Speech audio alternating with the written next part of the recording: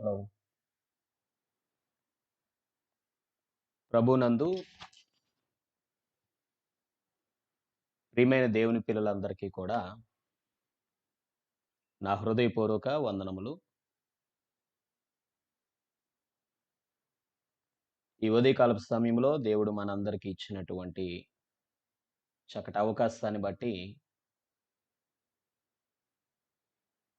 దేవాతి దేవుణ్ణి మనం స్తుతిద్దాం. దేవుడు మన కొరకు ఇచ్చిన ప్రతి అవకాశాన్ని మనం వినియోగించుకోవడానికి ప్రయత్నం చేస్తున్నాం. ఆ నిండు మనసుతోటే కొనసాగిపోదాం. ప్రియమైన దేవుని పిల్లలారా, ఈరోజు మనం నేర్చుకుంటున్నటువంటి విషయము ఇస్సాకు జీవితములో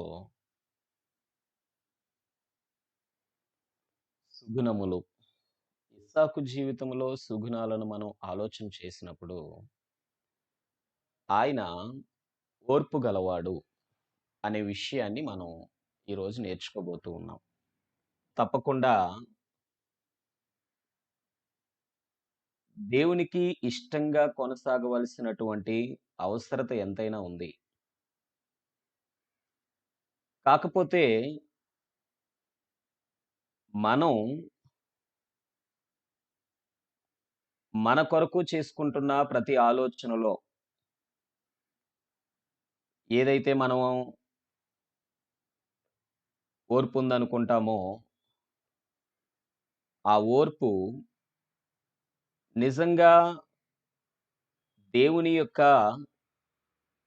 చిత్తమునకు కొనసాగిపోయేలాగా, దేవుని చిత్తములో మనం జీవించటానికి ఉపయోగపడేలాగా, అది నిజంగా మనకి మేలుకరంగా మారుతుందా లేదా అనేది మనకు మనం ఆలోచన చేసుకోవాల్సిన వారమై ఉన్నాం. సరే, ఓర్పు ఉంది అని కొందరు, లేదు అని కొందరు పెట్టారు. ఇక్కడ ఓర్పు ఎంతవరకు ఉందనేది ఒకసారి మనం ఆలోచన చేద్దాం.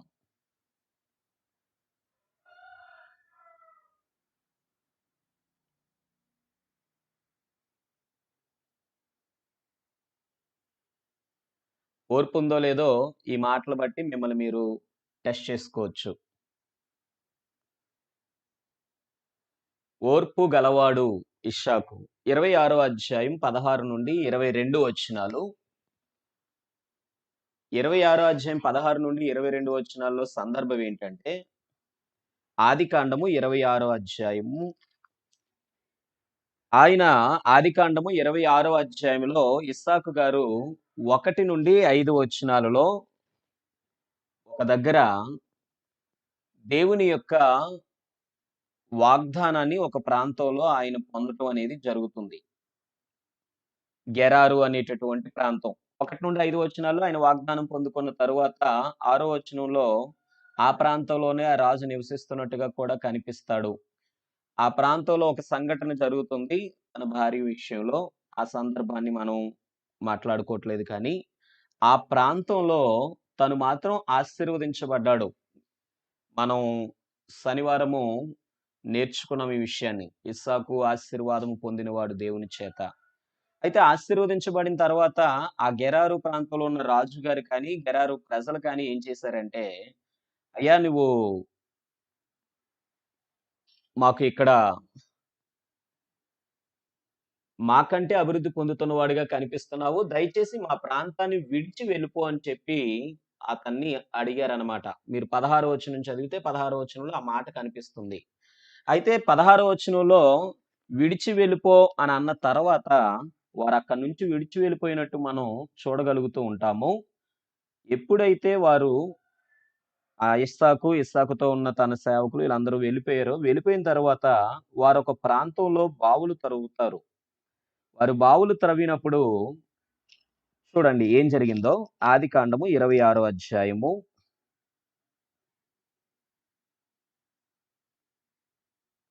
19వ వచనం. ఇస్సాకు దాసులు ఆ లోయలో త్రవ్వగా జలలు గల నీళ్ల బావి దొరికెను. అక్కడ గెరారు కాపరులు ఇస్సాకు కాపరులతో జగడమాడి గెరారు కాపరులు ఇస్సాకు కాపరులతో జగడమాడి ఎందుకు జగడమాడారు అంటే ఇవి పాతవి కానీ అయినా ఇవి మావి అని వారు, లేదు ఇప్పుడు మేము త్రవ్వాం కదా! ఇవి మావి అని ఇస్సాకు సేవకులు జగడమాడి మొత్తం మీద కలహం ఒకటి పుడుతుంది చూడండి. జగడమాడి ఈ నీరు మాదే అని చెప్పిరి గనుక వారు తనతో కలహించినందున అతడు ఆ బావికి ఏషెకు అను పేరు పెట్టెను. అంటే ఇక్కడ మనకేం కనిపిస్తుంది? జగడమాడారు. మొదటి విషయం. ఏషెకు జగడము. అలాగనే రెండో విషయం. అక్కడే 21వ వచనం చూడండి. వారు మరియొక బావి త్రవ్వినప్పుడు దాని కొరకును జగడమాడిరి గనుక దానికి సిత్నా అను పేరు పెట్టెను. ఓర్పు గలవాడు. ఒక బావిని త్రవ్వినప్పుడు ఈ బావి మాదే అని గొడవ పడితే వారు జగడమాడారని చెప్పి ఆ బావిని విడిచిపెట్టి మరొక ప్రాంతానికి వెళ్ళిపోయి మరొక ప్రాంతంలో కూడా మరొక బావిని త్రవ్వటం జరిగింది. మరొక బావిని త్రవ్వడానికి వెళ్ళినప్పుడు అక్కడ కూడా వారొచ్చి ఇది కూడా మాది అని మరలా వారు జగడమాడారు. జగడము ఇది బైబిలు లాంగ్వేజు. మన లాంగ్వేజ్‌లో గొడవ. వారెప్పుడైతే అక్కడ కూడా గొడవ పడ్డారో వెంటనే ఆ రెండో బావికి కూడా గొడవ పడటం వల్ల దానికి సిత్నా అని పేరు పెట్టి వెళ్ళిపోయాడు. మీకు అక్కడ సిత్నా అంటే విరోధము అని మీ బైబిల్‌లో కిందన చిన్న అక్షరాలు వాటి అర్థాలు కూడా ఉన్నాయి. అక్కడి నుండి ఆయన మరలా వెళ్ళిపోయాడు. 22వ వచనం చూడండి. ఇప్పుడిక్కడ మనం ఆలోచన చేస్తే మీకు కనిపిస్తుంది ఫోన్‌లో మూడో పాయింట్ రహెబోతు. ఏంటి రహెబోతు అంటే ఎడము అని అర్థము. 22వ వచనం చూడండి. అక్కడ నుండి వెళ్లి మరియొక బావి త్రవ్వించెను. దాని విషయమై వారు జగడమాడలేదు గనుక అతడు ఇప్పుడు యెహోవా మనకు ఎడము కలుగజేసియున్నాడు గనుక ఈ దేశమందు అభివృద్ధి పొందుదము అని అనుకొని దానికి రహెబోతు అను పేరు పెట్టెను. ఓర్పు కలిగి మన జీవితాలలో మన పనులు మనం చేసుకు వెళ్తున్నప్పుడు తప్పకుండా దేవుడు మనకి కావలసినటువంటి అనేకమైన మేలులు ఆయన అనుగ్రహిస్తూ ఉంటాడు. కనుక ప్రియమైన దేవుని పిల్లలారా, ఓర్పు కలిగి ఉండడానికి మనం ఎంతో ప్రయత్నం చేయవలసిన వారమై ఉన్నాం. అయితే సాధారణంగా ఓర్పు అనేది అనేకమైన విధాలు. వాటన్నిటి గురించి నేను మాట్లాడటం లేదు. ఒకరితో గొడవ పడే సందర్భంలో, ఒకరితో వ్యాజ్యం ఆడవలసిన సందర్భంలో, ఒకరితో విరోధం పెట్టుకోవలసిన సందర్భంలో ఆ ఓర్పు అనేది మనం కలిగి ఉండటానికి ప్రయత్నం చేస్తే తప్పకుండా దేవుడు మనకి కావలసినటువంటి సహాయము చేస్తారు. వారు ఒక బావి త్రవ్వారు, జగడం పుట్టింది. మరొక బావిని త్రవ్వారు, మరలా జగడం పుట్టింది. కొంత దూరం పోయి మరలా వేరొక బావిని త్రవ్వారు. ఈసారి జగడం రాలేదు. కాబట్టి వారు ఎడమ కలిగిందనుకొని ఆ స్థలానికి ఆ పేరు పెట్టటం జరిగింది. ఇక్కడ ఒక విషయాన్ని మీరు ఆలోచన చేయండి. ఏంటా విషయం అంటే, మనము ఓర్పు కలిగి ఉన్నాము అని చెప్పుకోవడానికి లేక ఓర్పు కలిగి ఉన్నామని చెప్పుకోవడం వల్ల, ఓర్పు కలిగి ఉండడం వల్ల మనకి కొన్ని మేలులు జరిగే అవకాశం ఉంది. కాకపోతే మన జీవితాలలో అలాంటి క్రియలు కనిపిస్తున్నాయంటేనే మనము ఓర్పు కలిగి ఉన్నట్లు. ఓర్పు లేనివారు ఓర్పుందని చెప్పినా, ఓర్పు ఉన్నవారు ఓర్పు లేదని చెప్పినా, ఎవరు ఓర్పు కలిగిన వారు, ఎవరు ఓర్పు లేనివారు అనేది వారి క్రియలు నిర్ణయిస్తూ ఉంటాయట. ఆ క్రియలను ఈ సమయంలో మనం పరిశీలన చేద్దాం. ఒకసారి వాటిని చూడండి మీరు. ఓర్పు కలిగి ఉండాలి.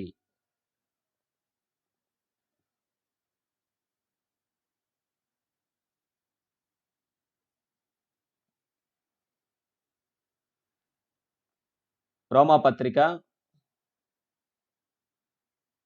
12వ అధ్యాయము రోమాపత్రిక 12వ అధ్యాయము 12వ వచనం.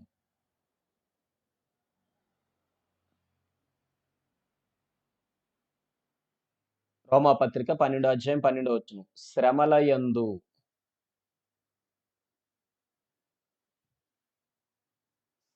యందు ఓర్పు గలవారై ఉండుడి.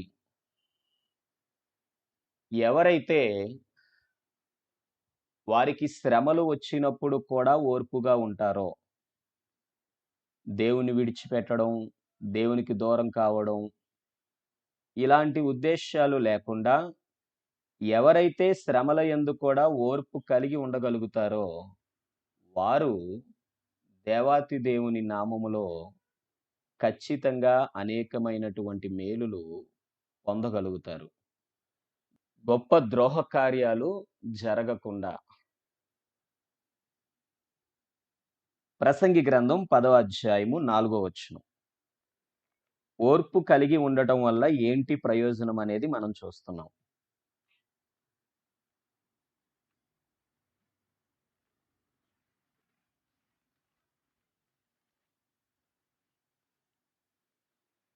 ఏలువాడు నీ మీద కోపపడిన ఎడల నీ ఉద్యోగము నుండి నీవు తొలగిపోకుము.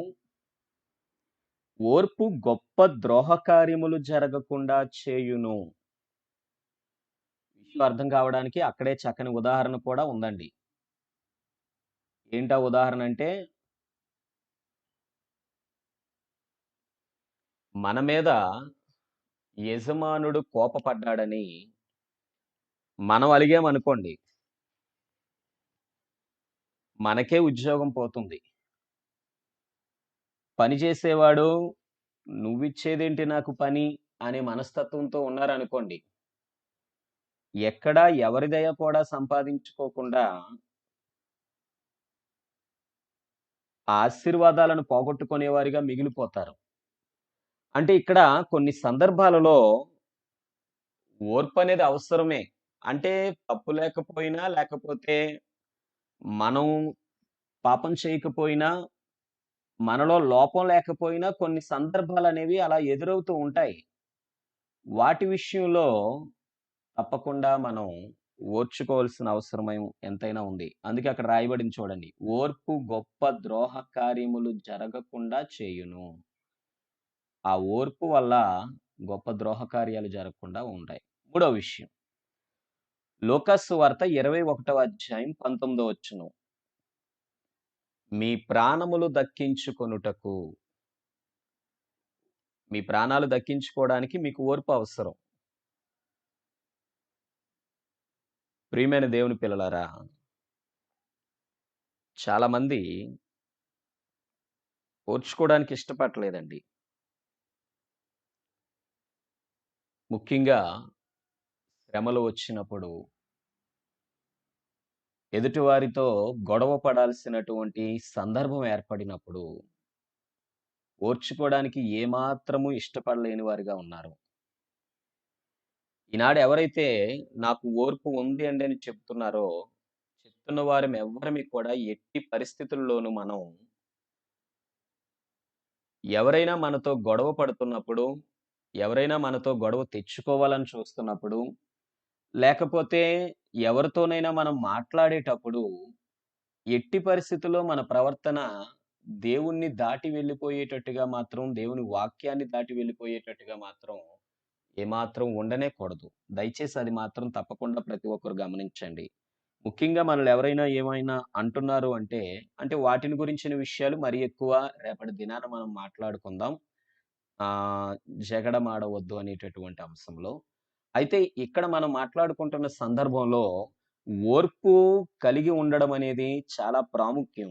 ఆ ఓర్పు కలిగి ఉండడం వల్ల గొప్ప ద్రోహ కార్యాలు జరగకుండా మనం మన జీవితాన్ని కాపాడుకోగలము. మన ప్రాణములు దక్కించుకోగలము. ఇంకా రోమాపత్రిక 15 అధ్యాయం 5వ వచనం చూస్తే, ఒకనితో ఒకరు మనస్సు కలిగి ఉండగలము. ఈ ఓర్పనేది లేకపోతే ఇంకెవరితో సత్సంబంధాలు ఉండే అవకాశం లేదు. వాక్యాన్ని బట్టి మీరెంత నేర్చుకుంటున్నారో, ఎంత ఆలోచన చేస్తున్నారో నాకైతే తెలియదు కానీ, ఒకనితో ఒకడు మనస్సు కలిసి ఉండడం అనేది చాలా అవసరమైన సంగతి. ఈ ఒకనితో ఒకడు మనస్సు కలిగి ఉంటే దేవుడు ఖచ్చితంగా ఆశీర్వదిస్తాడు. మరొక మాట చూడండి.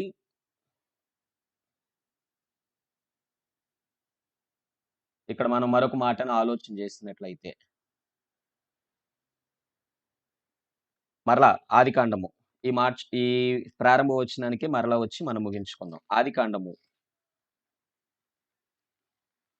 26 అధ్యాయం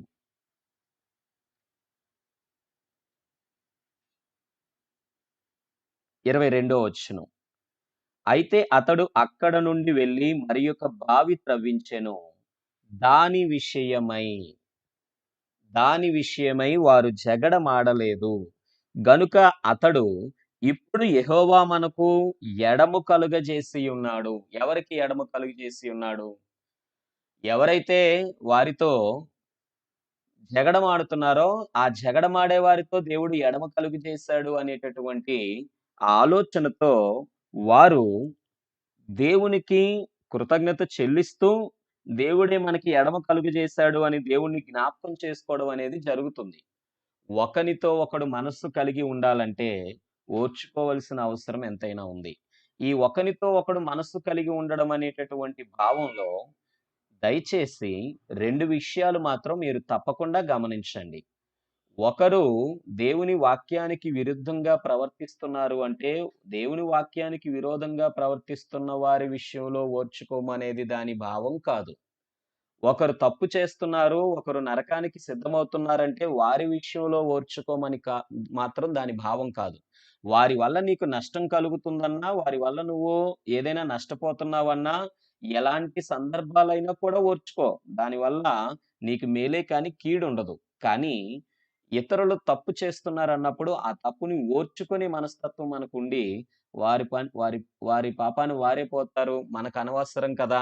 అని ఆ విషయంలో కూడా ఓర్పు కలిగి ఉండి, వారిని మనం వారున్న స్థితిలోనే విడిచిపెడితే, తప్పకుండా దానివల్ల మనం నష్టపోయే ప్రమాదం ఉంటుంది. కనుక దాన్ని మాత్రం మీరు ఆలోచన చేయండి.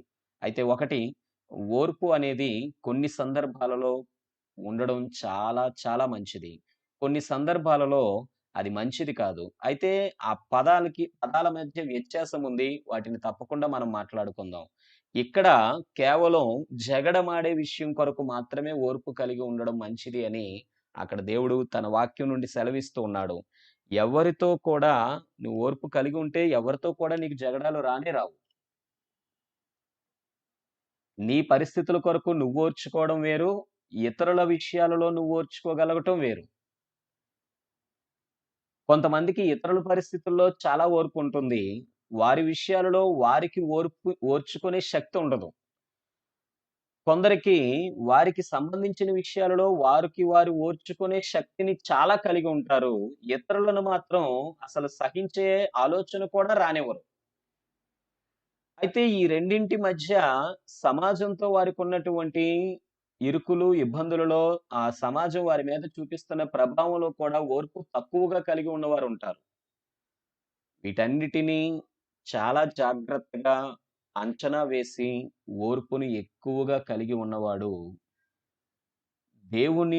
దేవునితో ఎలా మసలుకోవాలో, అపవాదితో ఓర్పుగా ఎలా పోరాడాలో సమస్త విషయాలను వాక్యం నుండి నేర్చుకోగలుగుతాడు.